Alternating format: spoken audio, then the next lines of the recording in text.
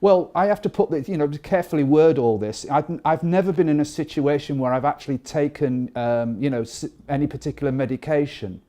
What I was trying to do was change a lifestyle, as I explained at the beginning of all this, and to see if this particular process could get me to a point where, like you've just mentioned, pain levels was either 0 or 1 out of 10, and that I'd changed my lifestyle and I wasn't pushing myself, for instance, doing sporting activity. So in other words, I was hoping that I could, for instance, walk and, stand up with a pain level of 0 or 1. And at the moment, that's where I am after this process. I mean, to put it even more bluntly, about 2 or 3 days ago, I went for a 20-minute walk. And for the first time in well over a year, I was completely pain-free. Now, that might not sound much, but when you've been through something like this, it's a lot. No one's interested in pain until you get pain. Well, the biggest thing that I can look forward to in the next maybe 6 months is that hopefully, if I can get to the point of cycling and at the end result of cycling being pain-free. I mean, I mentioned cycling because at the end of the day, whatever you talk about, you're talking about friction, in my instance, on knees or whatever joints you're dealing with. Every time you walk, or in fact, whatever you do, it creates pressure or pressure points within your knees. I know at the end of the day that if you're cycling, it's limited because you're not putting all the pressure through the knees, but it is still friction.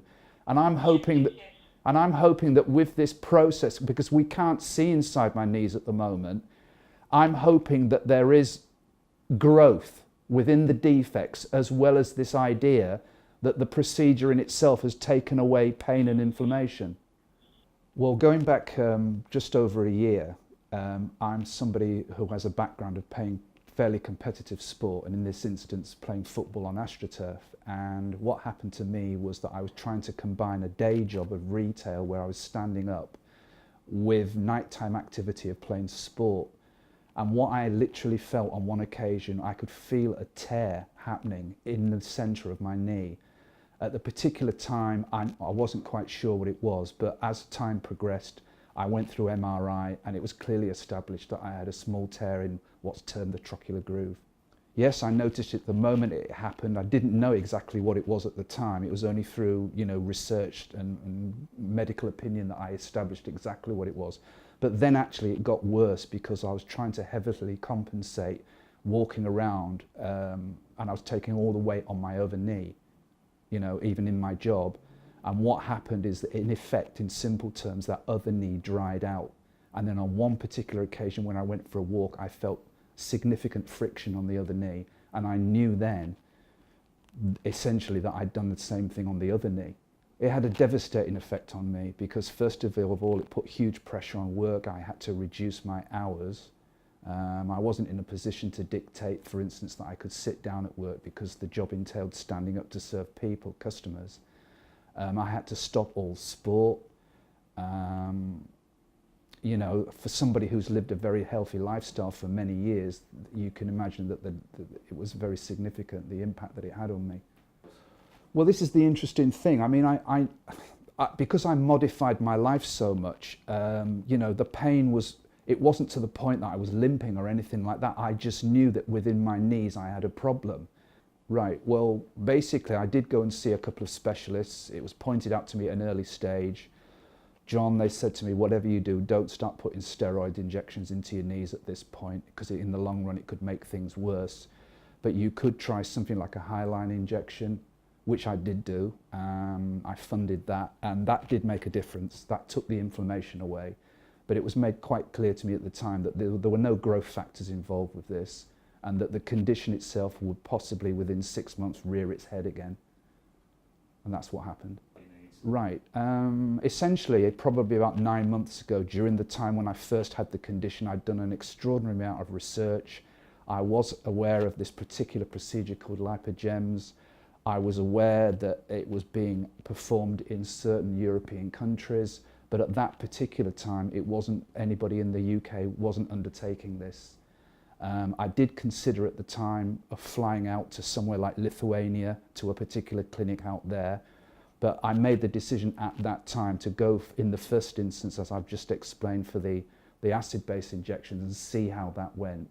And then what happened during the time that the hyaluronic acid injection started to wear off, I again went back and did all my Google research, and then I was astonished to see that somebody in London was now, undertaking the procedure here. And that's when I made contact with the secretary of the Professor Wilson. Because, very simply, because of the possibility of growth factors. It's all very well having a condition where whatever medication has taken away pain, but if you're still left with that particular condition, like what happened with me, there's a likelihood that it's going to return once medication wears off, of whatever medication it is.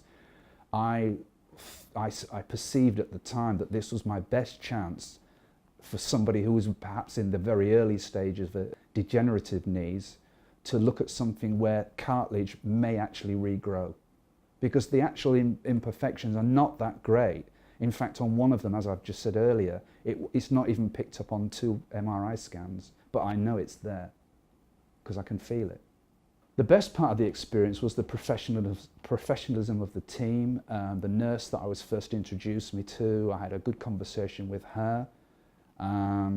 Obviously, I had to get changed, and I had to get myself into the correct mindset for what was going to happen. If you're going to have injections into your stomach, to take the fat out, then there's going to be a level of pain, but it was nothing, as far as I was concerned, to be concerned about. The procedure all went, I think, as smoothly as anyone would have wished it to go, and I never felt that in any way untoward about undertaking it. I left the building very early. I knew at the end of the procedure that people were perhaps watching me because I was offered a meal, and just to see if in fact I was okay. But I made it quite clear. I said, look, clearly I'm funding this, and if there was any doubt about my own particular well-being, I'd let you know. But I was absolutely fine. It was simply a case of turning up, going through a procedure and leaving the building and walking. There was a slight bit of pain from one side of the abdomen. The injections, as people will be aware, are on both sides. There was a slight bit of pain, but everything had been explained to me about the procedure in terms of what particular risks there were. And at the end of it, I felt that, look, if something had gone wrong, I'd have known about it pretty quickly. So I was at ease because I felt that the procedure had, worked the way the people had wished. Regarding the knees, what I did feel after a couple of days was a slight increase in inflammation, but that wore off probably about a week ago, and this is about week 5 into the process now, where for the first time in a year, and this was just walking, I was completely pain-free, and that's not happened to me, well, ever since I got the condition in the first place. Right, well, I'll tell you what I think about this. I mean, I think that it's interesting in the sense that people may give slightly differing answers in terms of their own personality. But I mean, once you get pain, you're constantly reminded of pain because you've got it. If the pain level drops off to such a low level, your mind doesn't even focus on it. So therefore, you're not really in pain. So it's there's 2 sides to all this, really. There's the physical thing. But I think what it is, from my research and understanding, is that once something physical progresses over time, it becomes a mental thing as well, because you're so limited in what you feel that you can do. The limit that once the pain levels drop off, you then start thinking more positively about it. And as I said earlier, I'm now a person seriously considering cycling again, as long as I don't get a reaction, because walking is fine. I haven't cycled seriously for well over a year. Not just so much because this is the interesting thing. My pain level is what it is. Some people might take the view, well, that's nothing. Other people might say, well, that's a lot. But for me, it's significant because I've never had it before and I know what it is. Absolutely. Putting it bluntly, I wouldn't have come here today. I wouldn't have made the effort to travel down here to talk to you about it if I felt negative about it. I wish I'd done it. I wish I'd done it or had the facility to do it a week after I'd got the condition. If I'd known what I'd known now, if it had been available in the UK, that I would have done.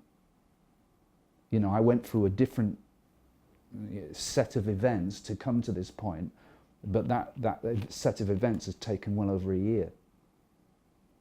You know, and all the medical people that I've been meeting, including people, you know, like orthopedic surgeons, were essentially coming up with the same thing. Oh, go to the gym, John. You know, build your knees up. And I realised, even when I was being told all this, that this at that time wasn't good enough, because I knew I had a problem. And effectively what they were saying was, we know you've got a problem, but we can't do anything about it. And this isn't my local doctor telling me this. This is orthopedic surgeons in this country were telling me this.